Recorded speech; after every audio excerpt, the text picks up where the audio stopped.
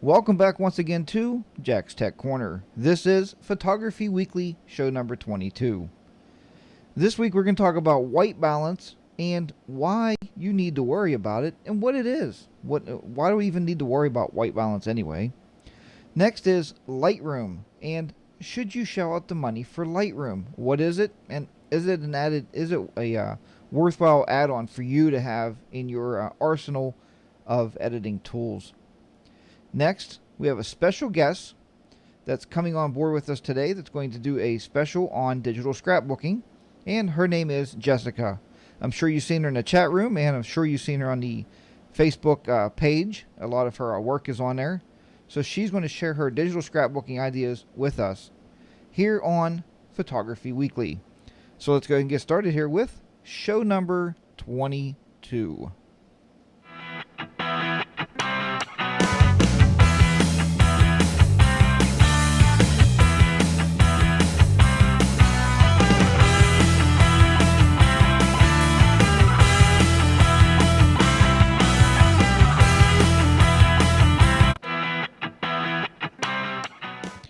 Okay, very good. Well, you know, those storms passed through this morning and they're still like in the area right now. But I thought, well, we're going to try to get a show out there today since it is Sunday. And we want to get something on record here for being here with Photography Weekly. I know a lot of you guys emailed me this morning and said, Jack, where are you? Well, we're here and we're ready to go ahead and start with a little demonstration. First of all, with a camera and talking about white balance. So what is white balance? Why do you need to worry about white balance? First off, let's go ahead and start about every camera out there that I've worked with in every particular realm, either a DSLR or a DSLR or a point and shoot camera. Even my iPhone, the app I have for my iPhone has a white balance setting on it. What it does, you're basically telling the camera or the lens basically what kind of lighting situation you're in. That's how we adjust white balance. Now there's a lot more deeper topics or deeper discussions we can go into with that. Excuse me. And I was actually looking here. I have a natural gray card is what you use to adjust custom white balance, or some people call it a manual white balance. What that does is you take the card so far away from the camera, you take the camera and you put it in a setting. Now these are on the DSLRs. You'll put it in a setting, you can take a picture and it will tell you the proper white balance setting between you and the camera based on the available light that you have to take the picture. So how do we go about that, and what is it actual to the camera itself? Well, I just happen to have a camera. Of course I would, right? Photography class, we should have a camera here. And we are going to try to get another camera up here. Hold on a second.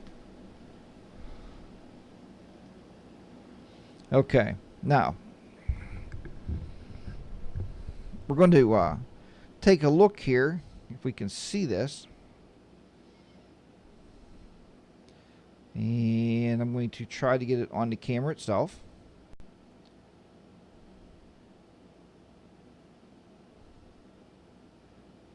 And the white balance, if you can see this, we'll try to hold this up to the screen here. And try to get the lighting just right here. Don't get motion sickness on me. But you can see some of it says incandescent, fluorescent.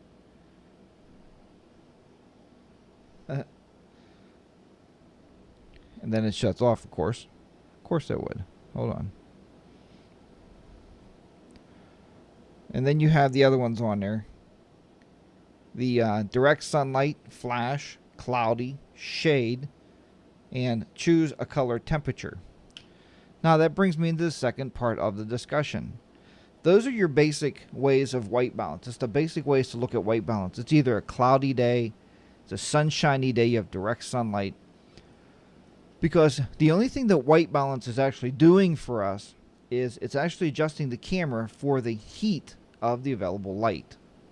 So that's why I talked at the bottom part about light temperature. Every light out there has its own particular temperature. And the reason I wanted to bring this up today is I just emailed my sister. Well, actually, it was on Facebook today. She took a bunch of pictures at the Toby Keith concert. And I'm going to try to attempt to share those with you, because I'm going to show you what happened with those pictures and discuss a little bit with you. All right.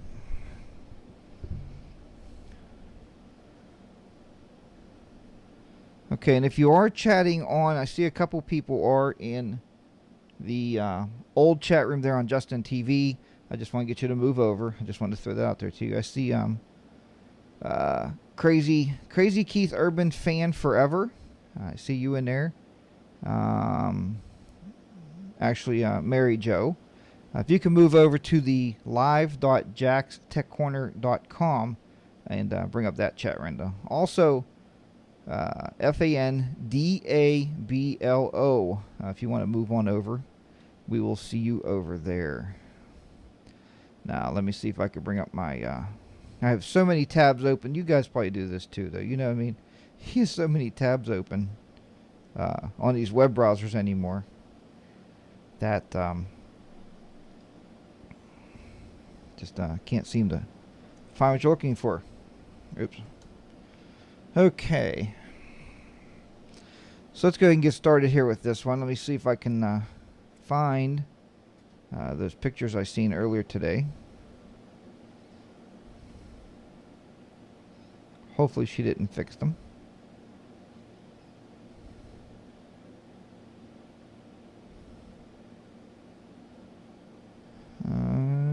Yep, hopefully she didn't fix these already.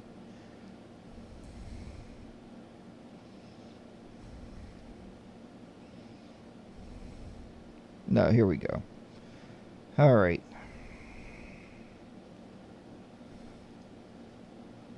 Let me bring up this. Select the Regent. Perfect. Okay, let me bring up these on this other screen here. Okay, this is what we're talking about right here.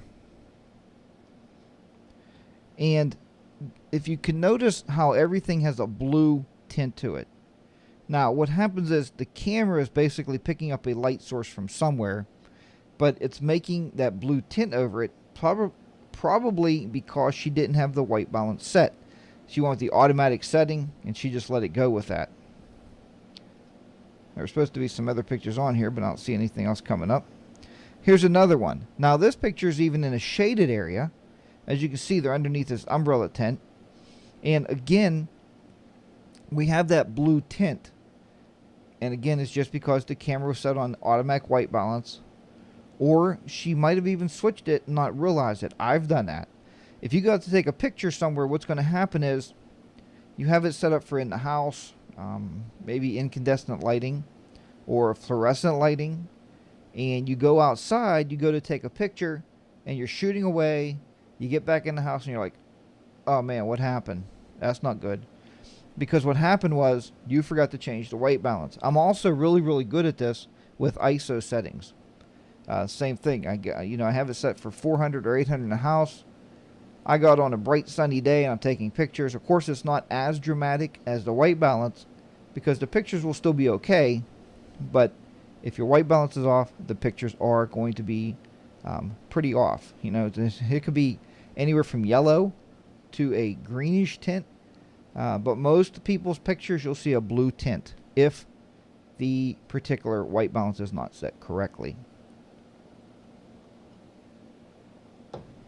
I don't know if she has any more on here. I thought there was 3. Yeah, there's some more there. And again, you can just see how the blue tint's just coming in on this. Even on the white helmet. If the white balance was set properly, the white helmet would be solid white.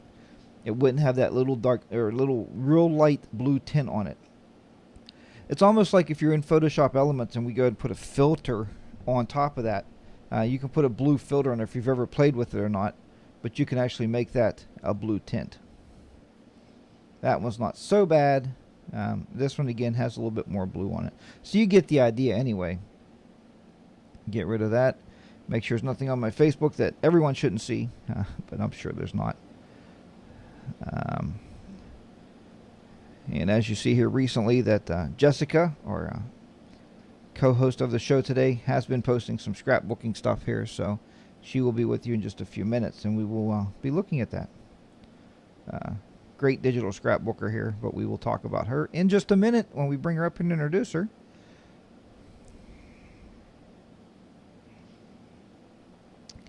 Now that's going to bring us into talking a little bit about Lightroom, what it is, and should you shell out the money. And I'm going to try to be as diplomatic as possible with this part of the tutorial, because what's going to happen is a buddy here on the show, Dennis, if Dennis is here, I think he is. Dennis, actually, I believe you just purchased Lightroom this week. So we will have a look at Lightroom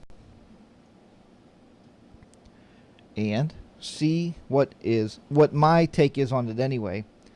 This is Lightroom, and there's a lot in here as far as it's supposed to be the professional type of person's photo editor program. Now, I don't really understand why, in playing with it, they would say it's the professional, photographer's editor. But what I would say is, if we can bring this up now, the library. Here we go. What I could say with this is it gives you a really nice view of your pictures, but Photoshop Elements already has an organizer. So a lot of these programs, you're going to notice they overlap one another in what they do.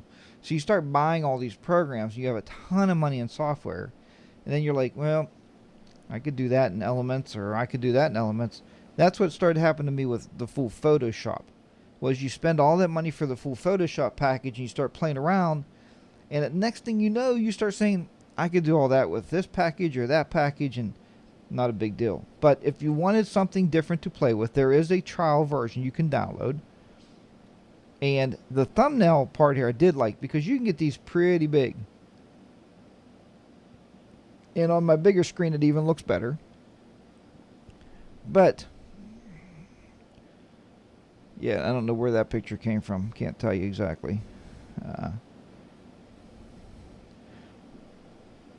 So you can get a pretty good view of these. So when you go to shoot, if you're shooting a wedding or a professional, you're out doing a professional shoot somewhere, you can get a really nice feel for the pictures without having to full screen them like you do in Elements to get a really nice view like this. I guess that flips it. So, and I'm still trying to catch on to it and trying to get accustomed to using it, but I don't really feel at this point that it's anything, that it's not a Photoshop Elements killer.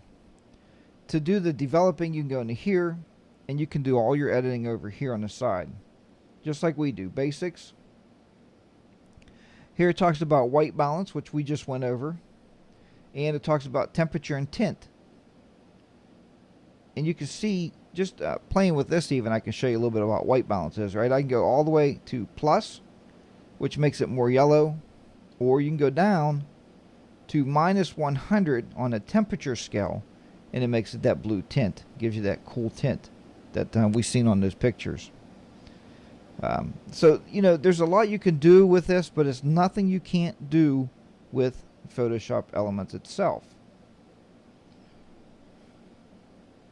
Close the basic out. You got the tone curve, where you can go in here and start pulling the curves up and down. You can see on the picture itself there how that works.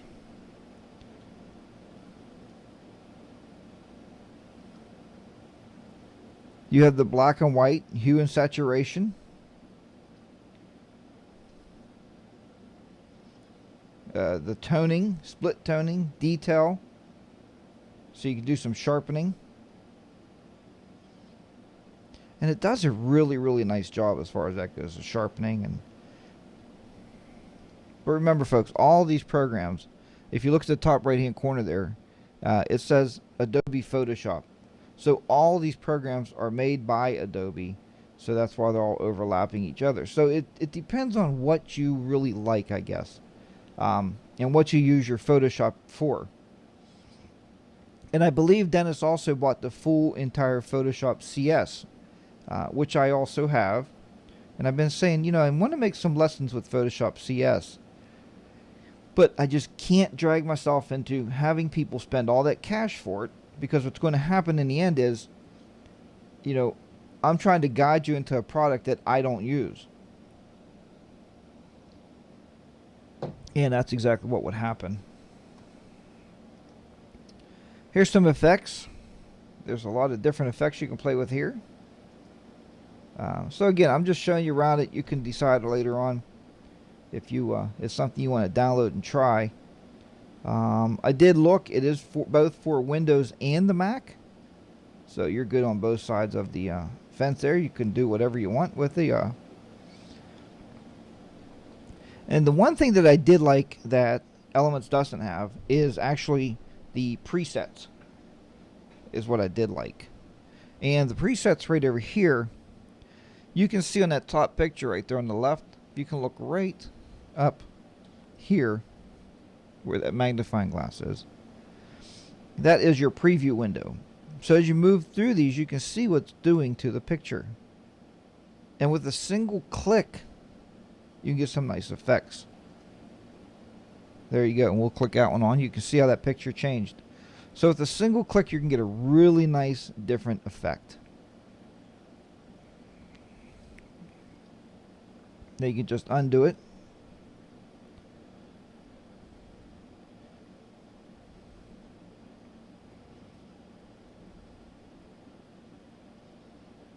So you guys can play around with this too. You can download it and try it out.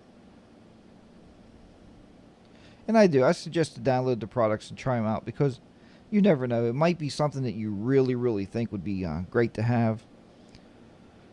There you go. We just added some grain heavy, if you can see that on the cast itself. I don't know if you can see that, but how it made it very, very grainy. I'm going to undo that. And then it also keeps a history of everything you did. And close that out. So again, just a very quick overview of Lightroom and kind of what I felt about it. So we are going to go on here and to the last part of this show. First, we are going to go ahead and give our 58-second spot to our infomercials, right? You got to have infomercials on a show. I think it's pretty important.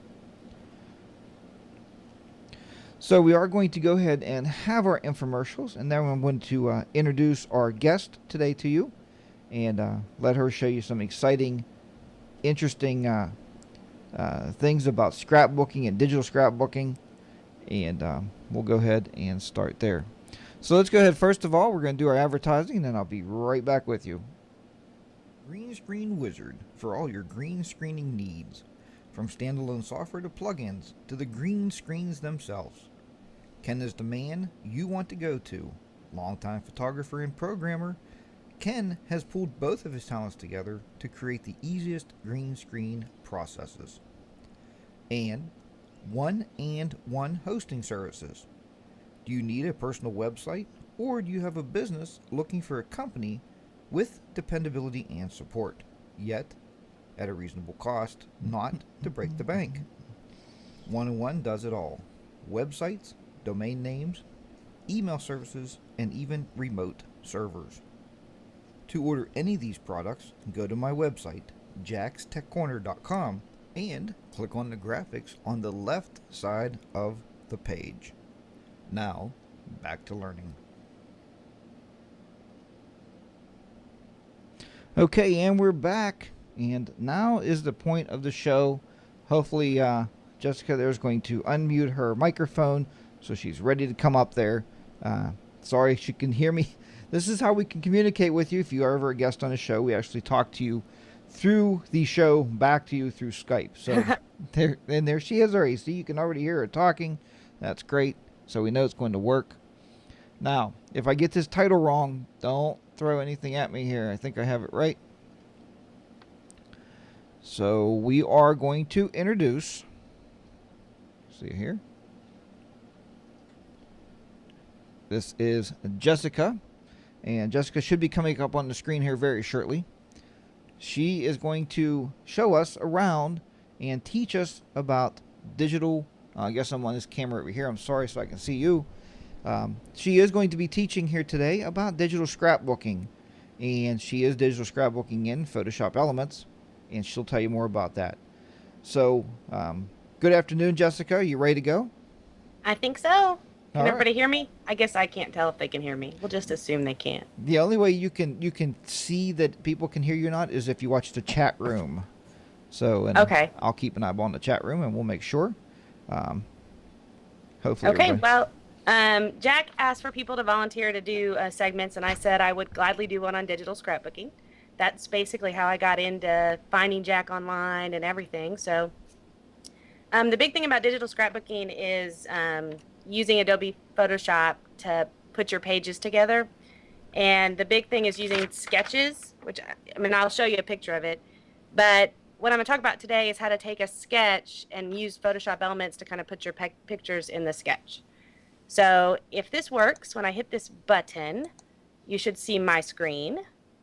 And then you should see my Photoshop Elements. Is that working, Jack? We do have it. Very good. Okay. So this is the sketch that I showed you guys. Jessica, you might want to take me off the top left of the screen. I don't know how to do that. If I just hit that button, is that going to end the call? No. There you go. Just minimize that. Okay. There you go. There you go. Okay. So this is the sketch, and what I did is I took the sketch and created an Adobe Photoshop Elements basically template with that. So if you can see before, the sketch had one big block, another block, and then 3 blocks. And so I did that by, and if you guys have ever done this, and those of you that are into scrapbooking know that scrapbooks are typically in 12 by 12. Well, Adobe Photoshop actually has a scrapbooking setting, and it'll default to 12 by 12. And it'll default to 12 by 12. Uh-oh, now I'm getting feedback. Go ahead. Okay, sorry. So if you use that, it'll auto set up your picture just like mine did with a 12 by 12 transparent. And then I simply built in the blocks using the shape tool that were in the sketch before. So, and what I do is kind of a trick, is I color the blocks different colors so that I know which one I want to be able to change when I'm doing it. So I made the black on the back one, and then red, and then blue, just so I can see them. So I'm not going to go into detail about making that because I think everybody knows how to put squares on the paper, but just as an example, if I wanted to do a new box, what I would do is just simply, and typically what I do is I do a Control J and add a new layer, and then I add a box on here, and then you'll see the box, it's at the bottom. If I wanted to put it in front of the red, I would move it up. So that's how I do to build the boxes. And in scrapbooking, sometimes the shapes are circles or whatever. So that's what you do. Now I'm going to delete that one. So now comes the fun part, and that's actually adding the pictures to these. So the kind of the big secret for this is if you will select the layer that you want the picture to appear in. So in this case, I want to put a big picture in the red. I select the red here.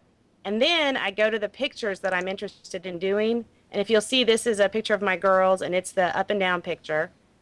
I'll click on the move tool, and I just move it onto on the bottom there.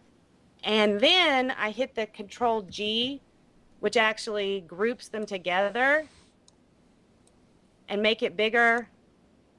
And now what I've done is put the picture in the box that I wanted it to be in. So I think everybody can see that. So I basically did that for each one of these shapes. Now, the key is in scrapbooking, you're always using papers and colors and stuff. So for the background, I actually went online and found some background paper that's just pretty paper. You can find it. It's free downloads from a lot of different scrapbook sites. And I used that to fill in the background, except that didn't work. There it is. It's not big enough. So unfortunately, my background paper is not big enough.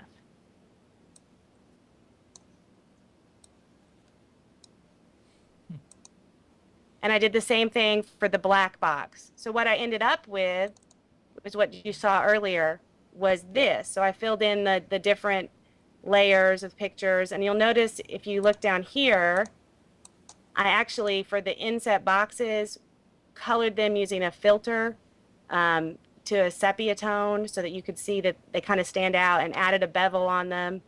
The same thing with this flower. It's also a scrapbooking download you can get for free, but I added a little shadow to it so it kind of looks more three-dimensional. So, and the same thing with the text. So that's basically how I do scrapbooking, from sketch to Photoshop Elements to picture. So that's kind of my little moment. On your moment, if I can ask you a question there. Okay. Can you hear me okay? Yes, I can. Okay. When you print this out, how do you print it out? Do you print it on 8.5 by 11, or you said it's a different size? Right. Well, I guess I can show that. I don't know if you can see me now. Let me Yeah, see I if can see you. So I actually have a full-size Epson i9900 printer that prints 12 by 12 paper. So this picture actually in my hand. What you just saw, I printed it on a 12 by 12 white scrapbook paper.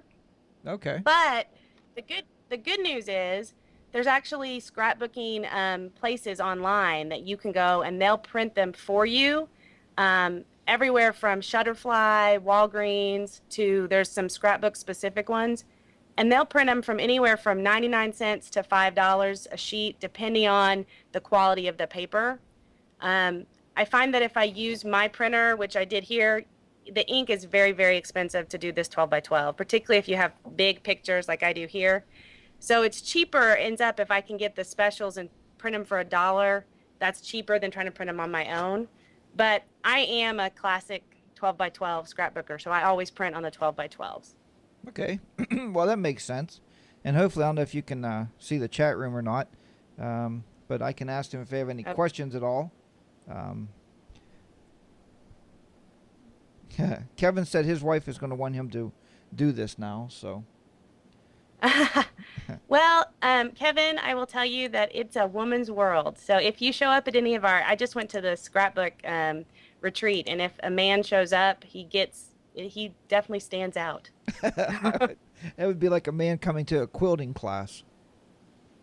Yes, that's exactly what it would be like. But anyway, that's kind of what I do, and seeing these videos has helped me, like I was telling Jack, make my scrapbooking better. And my picture taking better. But that's kind of how I started with Adobe Photoshop, was trying to find a way. I travel a lot. I'm always traveling for work.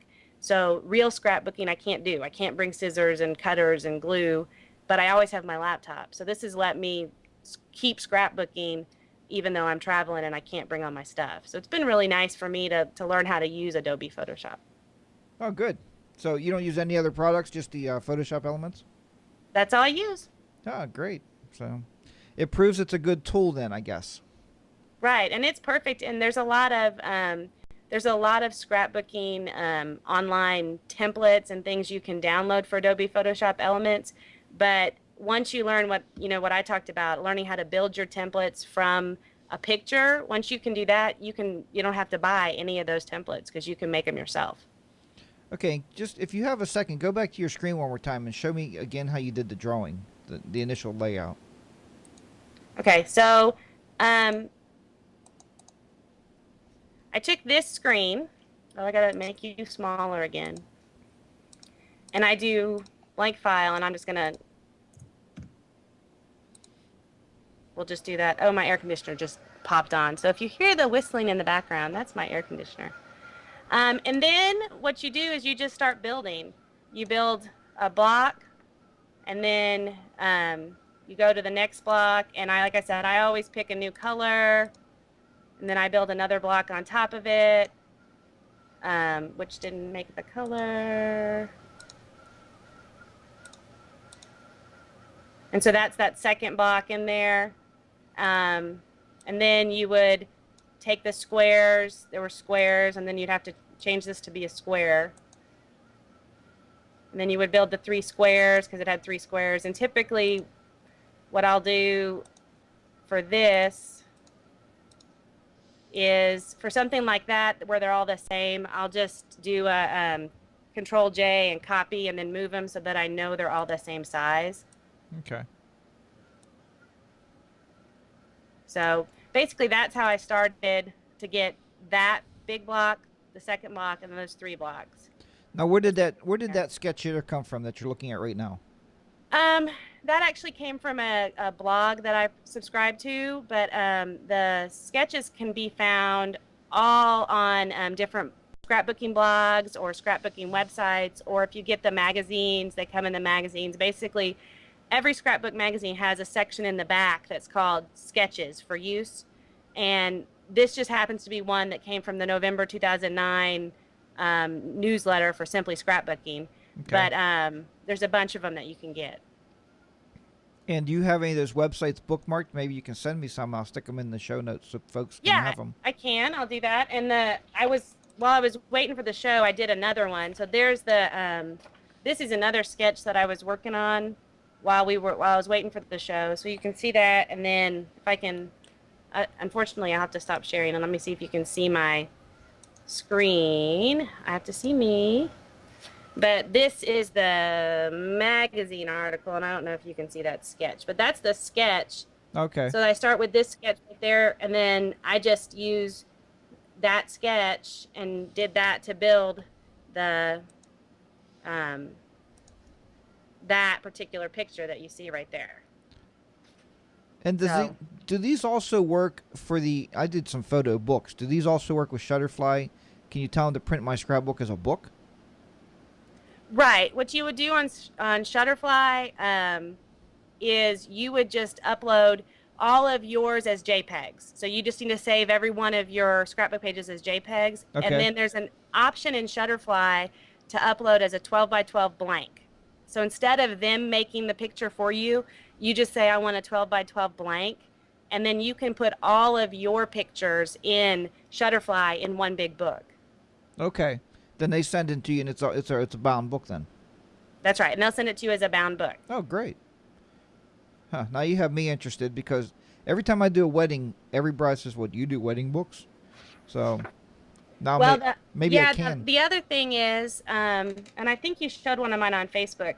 For a lot of people, when I started doing this, the one thing they like is instead of a background paper, they like to have a big picture. So like you would take the picture and put it, oh dear. You would take the picture in the background of the thing and then, kind of make it toned out and do a kind of a canvas with then other pictures on top of the big picture. And I did that for a couple of my scrapbook pages, and then a couple of my friends asked me to do that for them for money and put it on the canvas. Walgreens or Walmart sell those canvases of pictures. Yes. You can do that for weddings, and people just love it. I mean, really, once you watch Jack's Tech Corner, you know how to do that, and it's easy, and you can make money. Oh, Jessica, thanks for the plug. That was nice. There you go. But I don't know. Are there any other questions? I'm not watching the chat room, so. No, they just said they liked the way you designed it first. That was from Kevin. Mary Jo said it looks like it's much fun to do, and I guess it would be. You make it a lot of fun, and you do a lot of this, I guess, on your laptop then if you're on the road. Right. I do it all on my, I have actually 2 laptops. I have one that's solely for work and then one that's mine. And I had a desktop for a long time, but because of the way I travel, I gave it to my husband and the kids, and now I just use the laptop all the time. Oh, wow. Okay, I'm just watching here to see. Anybody else have any other questions, please throw it in the chat room while we have Jessica online. And if you notice today, we are not taking any Skype calls because Jessica is on the Skype line that we would take calls on. So that's why the Skype line is not open today. Of course, we'll open at the end of the show there. Then I'm sure we can take calls that way. And then if we get any calls, Jessica, I'll have you text back, I guess, on the chat. Yeah, and I think you have the chat window open. Yeah, I have the chat window open. I see your name in there. Okay, very good. Okay, Kevin's saying you did a great job. I think you did a great job as a co-host to the show. So Thanks. I enjoyed having you on. I really did, and hopefully you can do it again sometime. Now that you know how to use Skype. Now that I've Skyped, this is my first Skype. It's very And, exciting. I will and now have to Skype with my family though, yeah, because I see when I logged in, I found out my dad has Skype. I didn't even know that, so he when you're popped up. So apparently, I can Skype with Dad. when you're on the road too, it's great because you can Skype with your family. They can talk to you face to face. That's true. So see now you've taught me something else. There you go. Now we're learning together, because now I guess today I got to make a scrapbook page, because people will say, Jack, how come you don't have a scrapbook page up on the Facebook? So, of course, it won't be as good as yours, but we'll see what we can come up with. Maybe I can hire you to do wedding stuff. Oh, well, I travel a lot, so I'm slow. That's okay. That's all right. Okay, well, I'm going to go ahead and drop this call if that's okay with you. That's fine. Okay, well, thank you very, very much. And you will be seeing yourself now. You're going to be on YouTube, and everywhere else I post this. You're also going to be on great. You'll also be on iTunes. So you can tell everybody now you're Jessica, the more famous person than you already was. Because I know you travel. That's great. So you're already My well family known. will be so proud. There you go. Okay, well, thanks a lot, and I will be talking to you again soon. Okay. All right, bye-bye now. Bye-bye.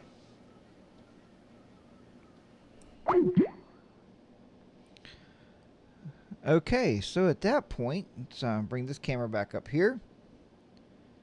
Let me go back to some foregrounds or titles, and we will bring this title up.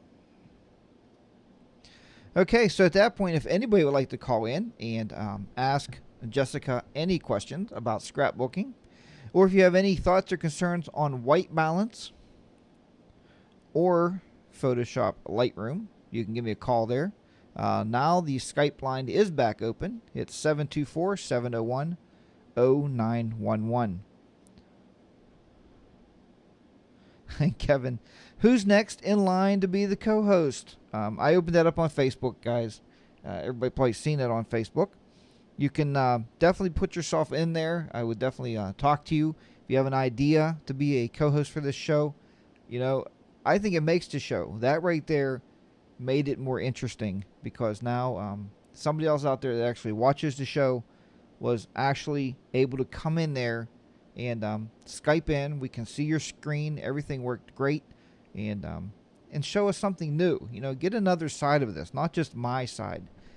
Because, gang, I'm not always right. Jessica did build me up there, and I appreciate that.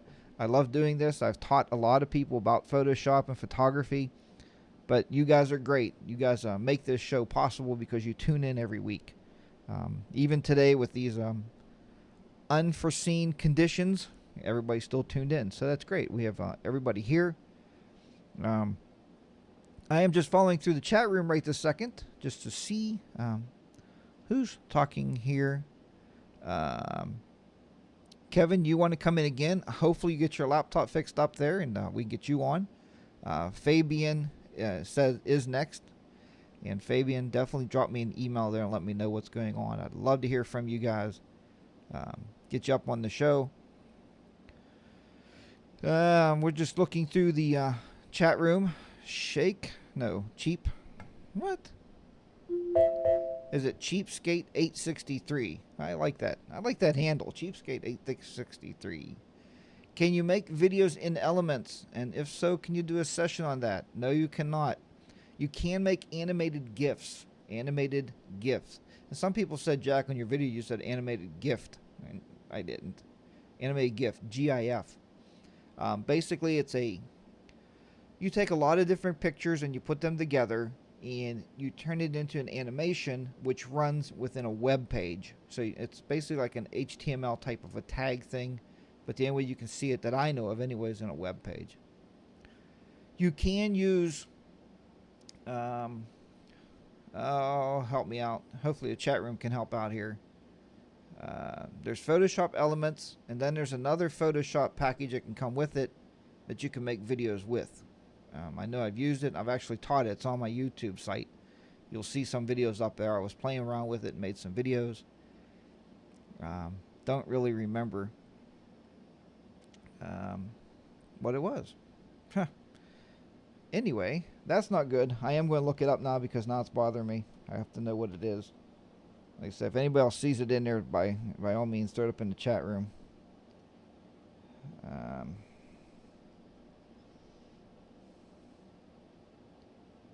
Adobe. Let's see.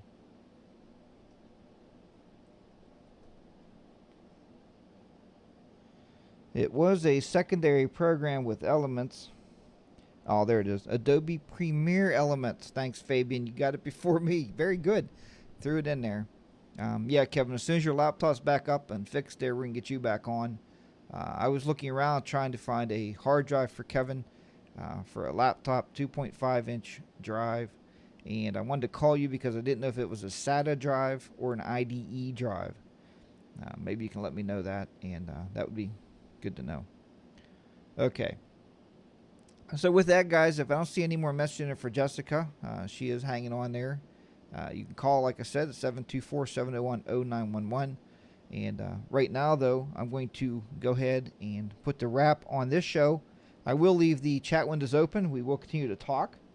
But as far as the recording goes for the YouTube and for iTunes, we will go ahead and close the segment out, and we'll continue to talk like we did last week for a little while. Just cut this.